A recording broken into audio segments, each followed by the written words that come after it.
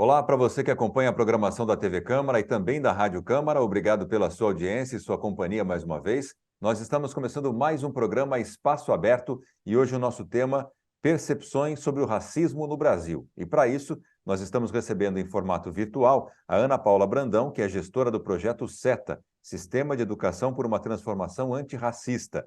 Ela também é historiadora, mestre em Comunicação e Cultura e mestranda em Estudos de Políticas Públicas em Direitos Humanos. Ana Paula, muito obrigado por ter aceitado o convite e estar aqui com a gente. Muito obrigada pelo convite. Nós também estamos recebendo o Marcelo Perillo. Ele é doutor em Antropologia Social pela Universidade Estadual de Campinas, a Unicamp, e consultor do Projeto SETA. Marcelo, também muito obrigado por ter aceitado o convite e estar aqui com a gente. Muito obrigado pelo convite. Bom, para a gente começar esse bate-papo, a percepção sobre o racismo no Brasil, eu tenho um dado aqui para a gente começar a entender esse universo. Mais da metade da população brasileira, o que representa 51%, já presenciou alguma situação de racismo aqui no país. E 81% dos entrevistados consideraram o Brasil um país racista.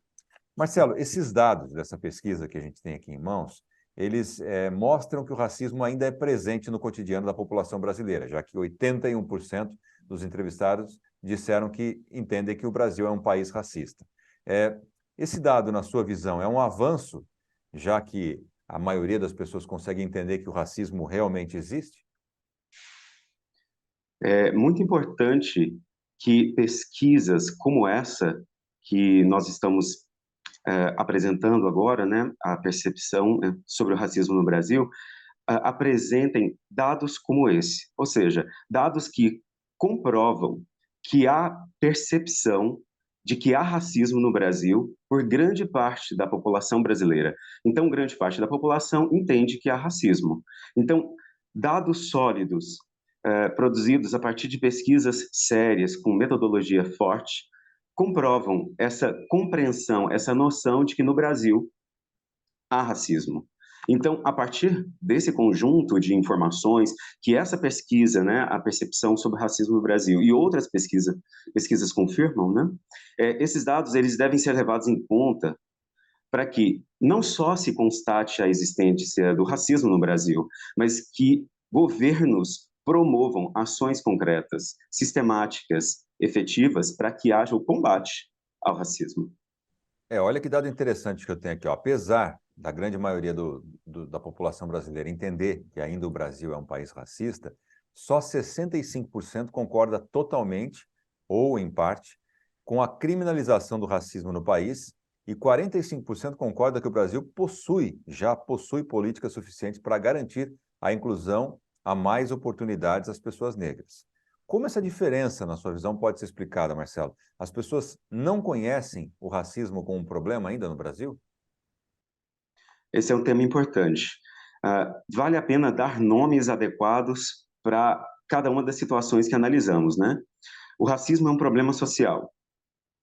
E o que é o racismo? O racismo é uma manifestação de desigualdade, de discriminação, ocasionada por critérios de raça, cor da população. Então, se há uma discriminação que ocorre em função de critérios de raça, cor, isso é racismo. Então, há uma dificuldade de entendimento de que certas discriminações são racismo. E essas discriminações que são racismo, elas precisam de intervenções sérias, dentre elas, leis. Então, para combate ao racismo, as leis são necessárias, ainda que haja uma parcela da população que não concorde com essa lei, mas ela é necessária porque o Estado brasileiro precisa se posicionar para que haja o combate ao racismo. E leis são um dos recursos para esse combate ao racismo, e outro recurso são as políticas públicas, ou seja, ações efetivas, sistemáticas, a um longo prazo, né, que o Estado brasileiro e os governos podem promover para combate ao racismo. Ô Marcelo, a gente está trazendo alguns dados aqui, são da pesquisa Percepções sobre o Racismo no Brasil, realizado pelo IPEC, Inteligência em Pesquisa e Consultoria Estratégica, né? E tem outros dados para a gente tentar entender um pouquinho, né? Até para trabalhar e diminuir, porque o nosso objetivo aqui é acabar com o racismo. Então, para que a gente possa entender qual é o universo que a gente vive. Um dos pontos dessa pesquisa Marcelo, Ana Paula e quem está nos acompanhando, que merece atenção, é a contradição entre os dados. Por exemplo, enquanto 81% concordam totalmente que o Brasil é um país racista, apenas 10%, de 81 para 10, só 10 afirmam que trabalham em instituições racistas, 13% que estudam em instituições educacionais racistas e 12% que sua família é racista. Por que isso acontece? E o que pode ser feito para que as pessoas consigam identificar essa situação mais próxima? Onde que está o racismo? Se todo mundo acha, puxa, o Brasil é um país racista, mas não está onde eu estou. Qual que é essa divergência, Marcelo? Sim, é muito interessante observar os dados da pesquisa, porque eles mostram que o Brasil é um país racista sem racistas. Então, é necessário localizar onde é que está esse racismo. Bem, o racismo tem várias manifestações, existem várias modalidades de expressão de racismo. Uma delas é o racismo interpessoal, quando uma pessoa age de modo discriminatório em relação a outra pessoa. Só que existe uma dimensão do racismo que ainda é pouco percebida, que é a dimensão do racismo sistêmico. O que seria isso? É o racismo que é executado por instituições, organizações, agentes do Estado, como as polícias, e que interditam acesso à população negra ou dificultam acesso à população negra. Então, falta a compreensão de um racismo que não seja esse do xingamento, da violência física interpessoal. É necessário que se compreenda o racismo como, por exemplo, falta de oportunidade de acesso à população negra a boas vagas de emprego ou a boas universidades. Então, isso também é racismo. Quando há interdição ou dificuldade de acesso à população negra a essas boas oportunidades, há racismo. Então, é necessário que haja campanhas para que o Estado brasileiro, as universidades e outros agentes da sociedade civil possam promover esse conhecimento, essa conscientização, né, de que racismo se expressa de várias formas. E esse racismo sistêmico também tem que ser combatido. Perfeito. Um outro dado aqui agora, Ana Paula, vou trazer a Ana Paula para a conversa, 11% afirmam que têm atitudes ou práticas racistas, mas 36% dos entrevistados dizem conviver com pessoas que têm atitudes racistas e 46% convivem com pessoas que sofrem racismo. Os dados não fecham, né? Por que as pessoas têm tanta facilidade em apontar o racismo que vem de outras pessoas, das instituições, mas tem muita dificuldade em perceber, em notar que algumas atitudes também são racistas e elas se incluem nesse universo da pesquisa, Ana Paula? Esse é um paradoxo muito interessante, que na verdade é uma permanência das outras pesquisas, de pesquisas anteriores, né? Como o Marcelo disse, é aquela percepção de que eu não sou racista. Se eu não xingo, se eu não bato, se eu não cometo nenhuma violência com o outro, essa violência interpessoal, eu não sou racista. Logo, quem é racista, e a população percebe, é a outra pessoa. Porque, diferentemente do que se entende como racismo, que é sistêmico, o que a gente está falando, o que as pessoas entendem é esse relacionamento interpessoal, essa relação de um para o outro. Quando ele é diluído, quando ele é mais difícil de ser percebido, como quando ele é sistêmico, quando ele é estrutural, como a gente fala, e aí é muito mais complexo de ser percebido. E ninguém quer ser racista nesse mundo, óbvio. Ninguém quer esse papel horroroso e violento que é ser racista. Mas nós todos somos. Né? A gente faz parte de uma estrutura que é eminentemente racista. E como é que você pode comprovar isso?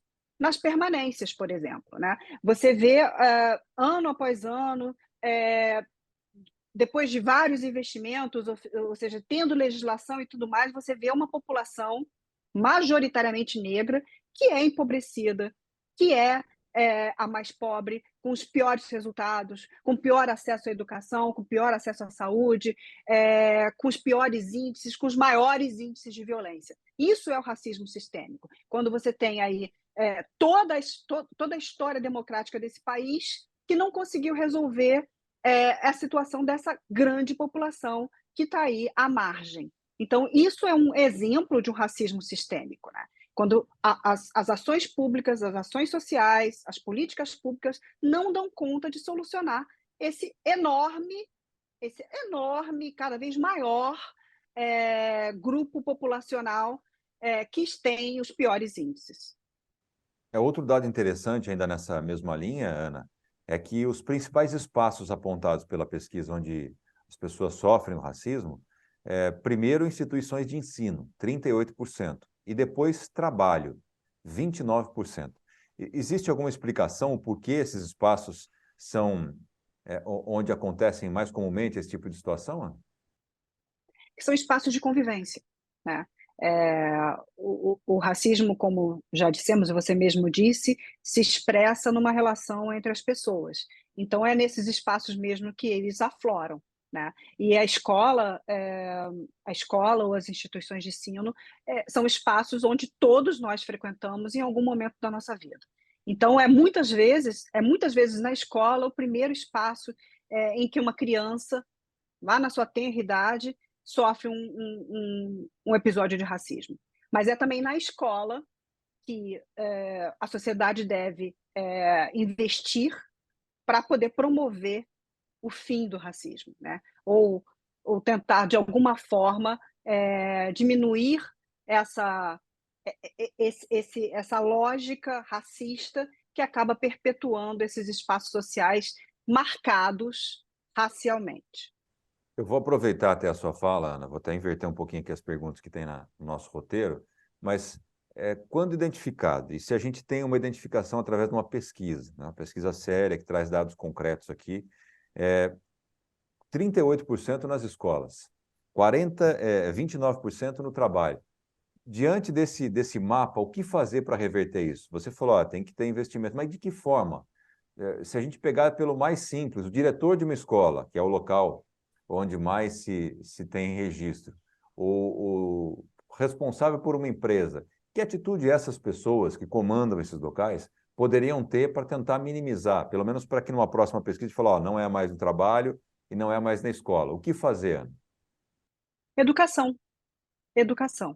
Formação e educação. A gente tem uma legislação, no caso específico da educação, a gente tem a legislação, a Lei 10.639 e a Lei 11.645, que falam que é obrigatório o ensino da história e da cultura africana e afro-brasileira e indígena nas escolas. Essa lei existe há 20 anos, a Lei 10.639. E há 20 anos que nós, educadores, especialistas, estamos aí reivindicando a sua plena implementação. E ela não é implementada da forma que deveria. E como que a gente sabe disso? Porque você não aprende isso na escola, ou se aprende, aprende muito mal. Você não tem na escola, no currículo escolar, na estrutura escolar, algo que garanta a representatividade da metade da população brasileira, que é a população negra. Você não aprende sobre essa história aqui no Brasil. Você não sabe quem são as pessoas que fazem parte da nossa história e você nem sabe que elas são negras, ou você nem aprende. Você não tem referenciais dessa população na sua sala de aula. Então, você não consegue, de alguma forma, implementar isso. E como é que você consegue implementar a Lei 10.639? Com recursos, com orçamento, né? E ela deve ser uma política de Estado, ou seja, o que isso significa? Significa que ela deve estar na estrutura do Estado. Você tem que ter uma coordenadoria, uma gerência, recursos, formação continuada, você tem que preparar aquela escola para poder ser uma escola acolhedora, uma escola que respeite as diferenças, que valorize as diferenças e a diversidade. Eu vou só ampliar um pouquinho mais aqui. Também não adianta muito fazer educação só na escola. E como, por exemplo, vou dar um exemplo prático aqui. A gente aprende educação do trânsito na escola, né? Se investe muito nas crianças. Aí ela chega em casa e vê o pai dirigindo errado, falando ao celular ao volante. Não adianta nada ensinar na escola e em casa a gente fazer totalmente o contrário. Então, isso tem que ser complementado nos lares também.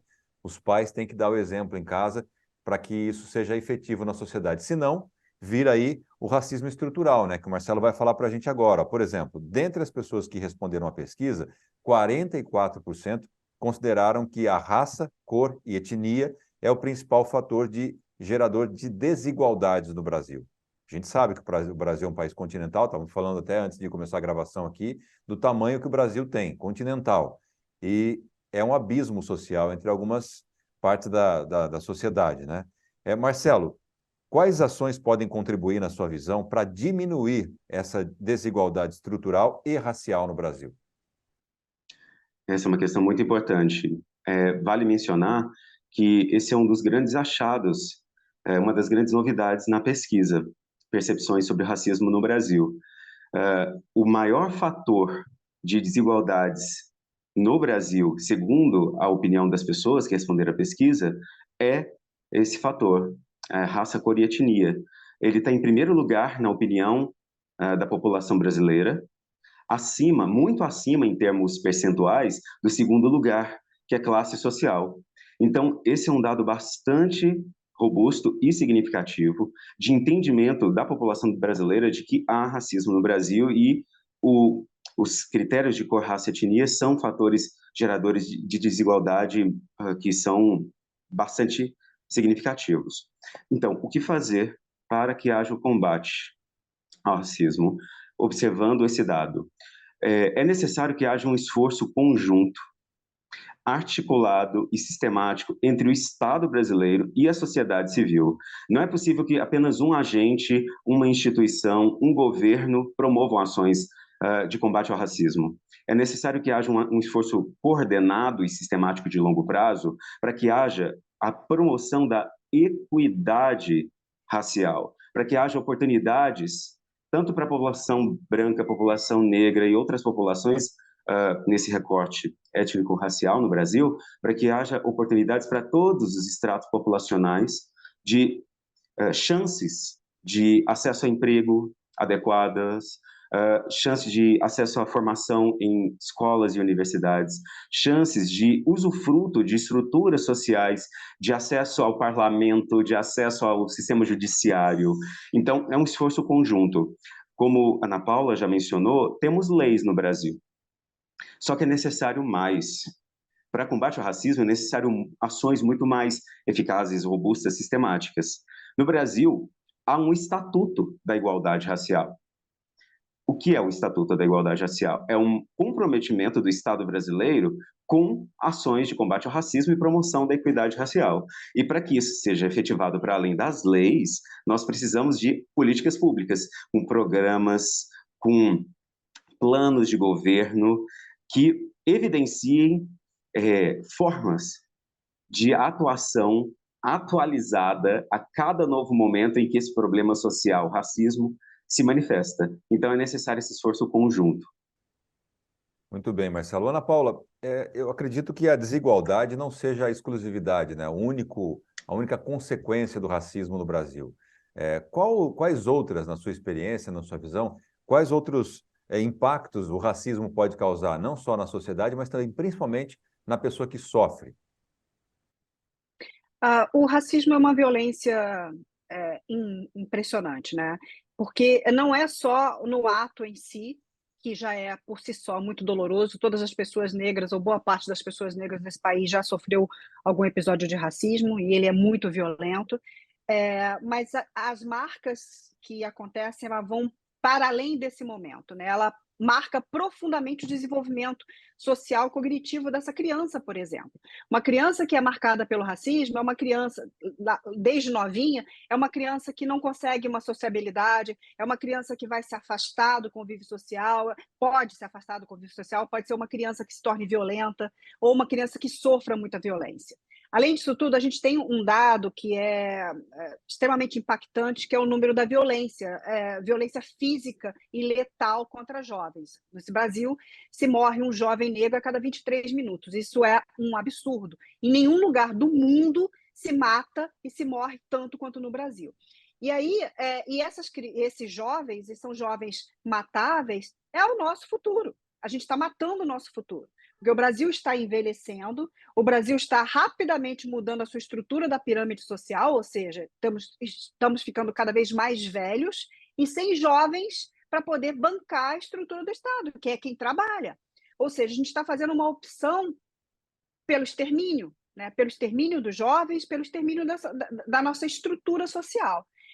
O racismo, quando esse jovem ele é morto, ou por confronto armado, ou pela mão do Estado, ou pela mão de um outro, ou de uma outra pessoa, Ele já morreu muitas vezes antes, sabe? Ele já morreu quando a mãe dele não recebeu, não teve uma adequada saúde na sua gravidez, não teve um acesso adequado à saúde, não teve um acesso adequado à educação, não tem moradia, não tem saneamento básico, são várias mortes evitáveis até a letal que acontece lá na frente. Então, por que a gente tem tantos jovens violentos, né? Por que essa imagem do jovem negro violento? Porque assim nós os deixamos, né? A gente constrói essa história diariamente, não dando a ele condições de reverter, de ser protagonista da sua própria história.